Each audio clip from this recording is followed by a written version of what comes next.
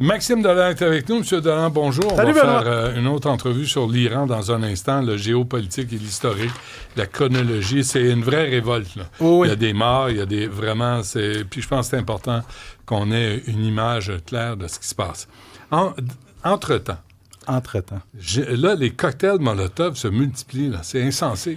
La nuit dernière, dans l'est de l'île de Montréal, rue Sherbrooke, c'est un suspect qui se présente là, 3 heures du matin, fracasse la vitrine d'un salon de coiffure et d'esthétique, lance un cocktail Molotov à l'intérieur. L'affaire là-dedans, c'est que les flammes se sont propagées extrêmement rapidement. Ça s'est propagé au salon de bronzage voisin et à un autre salon de coiffure. Au moins 2 des 3 commerces qui sont des pertes totales, les dommages qui s'élèvent facilement à plusieurs centaines de milliers de dollars. Je veux te faire écouter la propriétaire du salon de bronzage qui a été interviewée par mon collègue de TVA ce matin. La femme pleurait à chaudes larmes, Benoît, en voyant ce qui restait de son commerce. On peut y aller. On prend ça difficilement ce matin, c'est clair. On s'attendait pas à ça du tout. Pas du tout. Les papiers de migration à mon mari, tout est là-dedans. J'ai tout perdu. J'ai tout perdu. Puis c'est pas tout. Parce que ce bâtiment, c'est comme un bâtiment commercial. Fait qu'au rez-de-chaussée, t'as les commerces et les 2 étages supérieurs, Benoît, c'est des logements avec des vraies personnes qui habitent là. 30 de personnes évacuées. Il y en a certains qui vont pouvoir réintégrer, mais il y a au moins 3 familles qui ont tout perdu. Et ce qu'on me dit aussi, c'est que c'est pratiquement un miracle qu'il n'y ait personne qui a été blessé gravement ou qui ait perdu la vie dans cet incendie-là. Parce que là, tu te retrouves en hauteur, puis imagine le feu pogne dans ton sous-sol. Là, Alors... Et puis, tu sais, il n'y a pas de pénurie de logement. Là. C'est facile de se trouver un logement à ce temps-ci de l'année. Encore une fois, ça sera un crime qui est lié à l'extorsion. Tu sais, Benoît, ça fait quand même plusieurs mois, voire des années, que je te parle de ces crimes d'extorsion-là, des incendies criminels à répétition. Écoute, même dans le temps des fêtes, pendant que tous les deux, on avait les pieds sur le pouf puis qu'on s'empiffrait de dinde, dans la nuit de Noël, il y a des bombes qui sont allés incendier un restaurant dans le quartier Villeray. Puis c'est à chaque jour ou aux 2 jours, il y en a tout le temps un nouveau. Je peux pas t'en parler à chaque fois non plus. Mais Mais tu devrais. Tu devrais, parce que la répétition va nous faire réaliser à quel point ils sont complètement déchaînés. Puis on a l'impression qu'on est impuissant devant ça. On est impuissant, mais pas tant que ça. Parce que, souviens-toi, en 2022, c'était quoi la grosse problématique à Montréal? On disait que c'était devenu le Far West, ça tirait partout. Qu'est-ce qu'on a fait? On a mis en place une escouade mixte. On a créé une équipe qui luttait, qui était dédiée spécialement aux fusillades et à la violence armée. Qu'est-ce qu'on a vu? Qu'est-ce qu'on voit présentement? Il y a une diminution flagrante des événements liés à la violence armée. Alors moi, ce que je dis, c'est que ce serait peut-être le temps maintenant de créer une escouade mixte, une unité de policiers, d'enquêteurs, des différents corps policiers du Grand Montréal qui s'attaqueraient aux têtes dirigeantes, ceux qui donnent les contrats aux jeunes. Parce que tu vas me dire, y a-t-il eu des arrestations? Ben oui, il y en a, de façon sporadique, des arrestations. Justement, un petit peu avant Noël, j'ai trouvé un article, un jeune de 15 ans qui est arrêté avec une jeune femme de 19 ans. Ces gens-là prennent les contrats sur les réseaux sociaux, s'en vont mettre le feu, puis ils n'ont aucune idée qu'est-ce qui incendie, pourquoi ils font ça. Les conséquences. Ils veulent juste de l'argent. Ouais. Mais les conséquences, il y a un article de mon collègue Michael Nguyen ce matin dans le journal au sujet de Norris Alexandru Badescu. C'est un gars qui a incendié un bar à Laval et un bistrot à Montréal, 2 en l'espace de 2 semaines. Il est arrêté. Écopé de 14 mois de détention.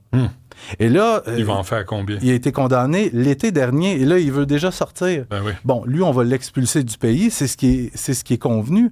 Sauf que quand tu as 14 mois pour incendier des commerces dans lesquels des gens ont mis toutes leurs économies, où il y a des gens qui travaillent, des gens qui se retrouvent au chômage, c'est des pertes considérables pour la société.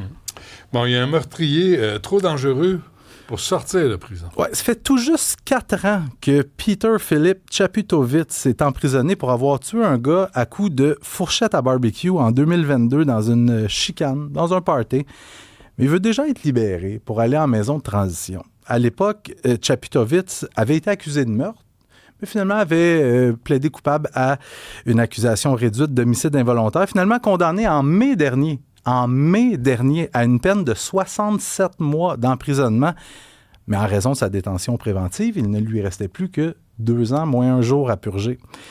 Puis depuis qu'il est détenu, on ne peut pas parler d'un détenu modèle. Peter Philip Chaputovitz a notamment été l'instigateur d'une émeute en prison. Il a été coincé avec un cellulaire dans sa cellule. À une autre reprise, il a été coincé avec du cannabis. Dans sa cellule, la commission des libérations conditionnelles devait décider s'il méritait une libération ou non. Et compte tenu du fait qu'il avait plaidé coupable, mais a toujours maintenu que le gars était tombé sur la fourchette à barbecue. Oui, OK.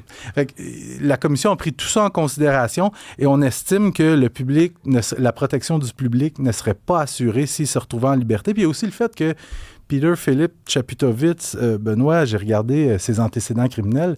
Depuis 20 ans, il s'est retrouvé plus d'une 60aine de fois devant les tribunaux pour une panoplie de crimes. Alors, mais tu sais, que la commission dise oui ou non, t'es libéré. Dans quelques mois, il va être libéré d'office quand même. Un sans-abri arrêté, pourquoi? Pour avoir violenté une femme. Samedi matin, à la station de métro Longueuil, il y a un sans-abri de 31 ans qui s'en est pris à une femme dans la quarantaine, elle aussi une femme en situation d'itinérance. Le suspect l'a battu, aurait même tenté de l'étrangler. Il a fini par prendre la fuite. La femme a été blessée, transportée à l'hôpital. Sa vie n'est pas en danger. Le suspect a été retrouvé, parce qu'il était recherché, il a été retrouvé au lendemain des événements, parce qu'il était retourné à la station de métro Longueuil. Ali Omari a comparu sur des accusations de voies de fait causant des lésions et de voies de fait par étranglement. La couronne s'est objectée à la remise en liberté et il va demeurer en liberté minimalement jusqu'à son enquête sur remise en liberté. Mais pourquoi je t'en parle, Benoît, c'est que j'ai écouté ton intervention avec Mario Dumont la semaine dernière où tu disais essentiellement que plusieurs centaines de millions de dollars qui ont été injectés dans la lutte contre l'itinérance par les différents paliers gouvernementaux. Et on est à un moment où l'itinérance n'a jamais été aussi désastreuse. C'est désastreux. Ouais. Aller faire un tour tout près d'Atwater, là, c'est épouvantable. Épouvantable. Tout près de Berry-UQAM, qu'est-ce qu'on a vu la semaine dernière avec l'intervention policière qui a failli coûter la vie à un homme? Aller autour de Berry-UQAM, c'est épouvantable. Et là, c'est plus seulement au centre-ville, c'est rendu Longueuil, t'envoies même à Saint-Jérôme, t'envoies en banlieue. Où est cet argent-là? Pourquoi il y en a autant? C'est pour ça que j'en parlais. Mais tu sais, t'en parles, puis après, ça revient pas. Il y a personne qui répond à ça. Puis à Ottawa a mis beaucoup d'argent, mais à Ottawa, ils répondent de rien, une personne. Puis à Québec, tu leur demandes. Puis là, il dit, les municipalités. Puis là, il pète ça dans le cours des municipalités. Puis les municipalités disent, ça prend plus de ressources. C'est toujours la même cassette. Là, tu dis, attendez, là, à un moment donné, il y avait 440 millions. 440 millions. Il y en a 10 000 itinérants à travers le Québec, selon le recensement. T'es allé où, cet argent-là? Puis quand est-ce qu'on va empoigner qui sont dangereux, puis on va les mettre en dedans? Toi, t'es dangereux pour toi-même et pour la société. On va arrêter de tolérer ça. On va arrêter de tolérer ceux qui ont des problèmes de santé mentale, qui couchent dans la rue, qui mettent leur propre vie en danger. On va les amener en dedans. On va pas les torturer, on va les soigner. Mais tu sors pas. Tu sors pas tant que ça va pas mieux. Puis là, à un moment donné, il va falloir qu'il y ait une intervention quelconque. Sinon, ils s'installent dans un quartier, ils sont rois et maîtres. Ils s'installent dans un quartier, puis aussi, on voit beaucoup, là, on est l'hiver, ils s'installent dans les stations de métro. Puis en fin de semaine, je jasais à ma meilleure amie. Elle me dit, moi, terminé, je prends plus le métro. Elle a peur. Elle a peur. Fait que, tu sais, il y en a qui, eux autres, ça ne leur dérange pas. Elle a peur. Fait que t'as des citoyens qui ne veulent plus aller dans le métro parce qu'ils ont peur. Puis t'es censé les sortir du métro. Puis il est censé avoir des escouades, puis pas des diplomates. Oui, je sais ce que tu veux dire. Pas des commandes.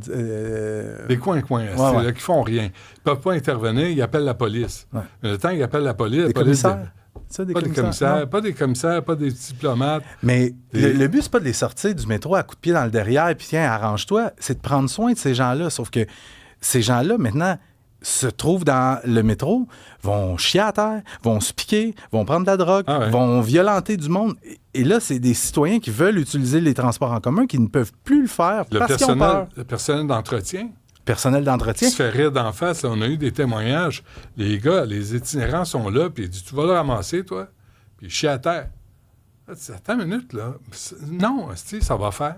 Ça va faire. Il y a les itinérants qui ont un problème de santé mentale, toxicomanie, puis il y en a qui sont dangereux puis agressifs. Il va falloir faire la part des choses, pas les traiter tous de la même façon. Puis quand t'en pognes un, tu l'embarques, puis tu le mets en dedans. Ouais. Puis là, tu vas le soigner. Mais non, mais l'hôpital Hippolyte Lafontaine, là, c'était un hôpital psychiatrique. Ouais. Il y a un infirmier qui m'a arrêté à un moment donné, puis il dit, là, on a des gens de Pinel qui sont là, des dangereux, qui ont commis des crimes. Là, ils sont rendus là, Hippolyte Lafontaine. Ouais. Mais à quoi sert cet immeuble-là? S'il sert à rien, on va pogner les itinérants qui sont dangereux, puis toxicomanes, santé mentale, on va les envoyer là. Ils vont être au chaud, mais ils vont se calmer. Puis on va les traiter. Parce que le but, c'est pas d'ostraciser ces gens-là, c'est de les aider. Puis clairement, dans les dernières années, tu le disais, il y a des centaines de millions qui ont été injectés et la situation est pire que jamais. Alors voilà. Parfait. Maxime Delan, merci. Salut. À demain.